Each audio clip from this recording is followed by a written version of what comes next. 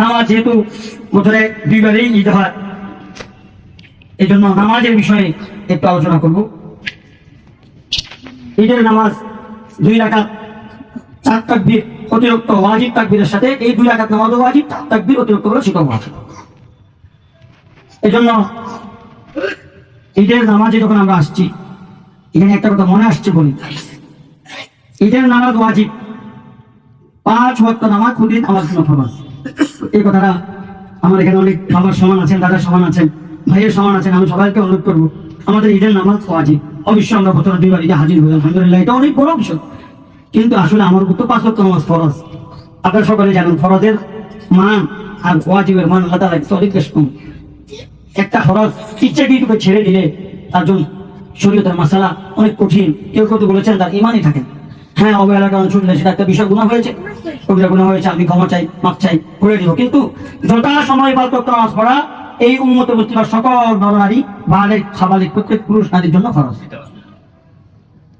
এটা আমরা নিজেরাও আমাদের জীবনের জন্য অবলম্বন করব এবং আমাদের পরিবারকেও বুঝাবো। অনেক সময় আমাদের ছেলেমেয়েরা বুঝে না, বুঝাবো দিতে কঠোরতা বুঝাবো।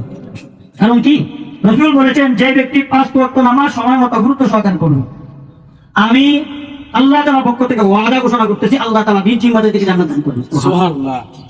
আর যার এই বিষয়ে শীতলতা হয়ে যাবে, অলসতা হয়ে যাবে, ছুটে যাবে, খেয়াল করবে না, আমাদের ময়দানে আল্লাহ তাআলা জিম্মাদারি নেবেন।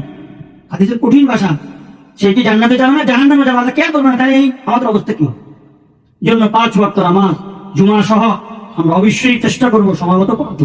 হ্যাঁ, সময় তো পড়তে পারলাম না, তাই যদি আমার কাজা আছে, তবে কাজা মনে রাখবো যে কাজা যে করবো, কাজাটা কিন্তু আমার গুনার কারণে কাজা হয়েছে, মানে কিন্তু কবিরা গুনাহ হয়েছে। এই জন্য কাজা করলে তওবা করতে হবে, আল্লাহ আমি ভুল করেছি, কাজা হয়ে গেছে, আর করবো না, তাহলে আমাদের কাজাটা আদায় হবে।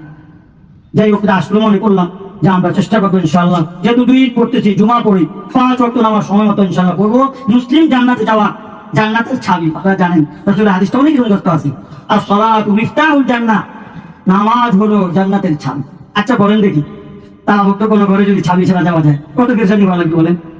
এই চাবি ছাড়া আমি যদি সেখানে যাই, এমন কি আছে? রাসূল বলেছেন as-সালাতু মিরাজুল মুমিনিন, আল্লাহ তাআলার সাথে বান্দা 5 ওয়াক্ত প্রতিদিন সাক্ষাতের জন্য আমরা ব্যবস্থা করেছেন, যে বান্দা 5 বার আল্লাহর দরবারে আসবে, কেমন যেন আল্লাহর সাথে সাক্ষাৎ করতে। 5 ওয়াক্ত নামাজ মানে 5 বার আল্লাহর সাথে সাক্ষাৎ, মিরাজুল মুমিনিন। তো মুসলিম ভাইয়েরা, আমাদের হাটে ঘাটে মাঠে বিভিন্ন মার্কেটের অবস্থানে অনেক সময় যানবাহনে নামাজ ছুটে যায়, তখন আমরা অনেক সময় আফসোস আসে না, কিন্তু অনেক সময় অলসতার সাথে ঘরে বসে আযান শুনেও আসি।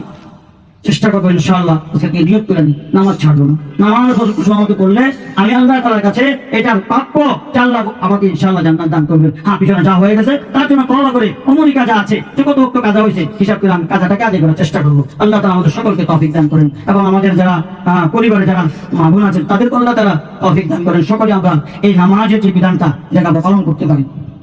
যাই হোক, ঈদের নামাজ 2 রাকাত ওয়াজিব নামাজ, নিয়ত করবো ওয়াজিব, 4 তাকবীর এটা ওয়াজিব।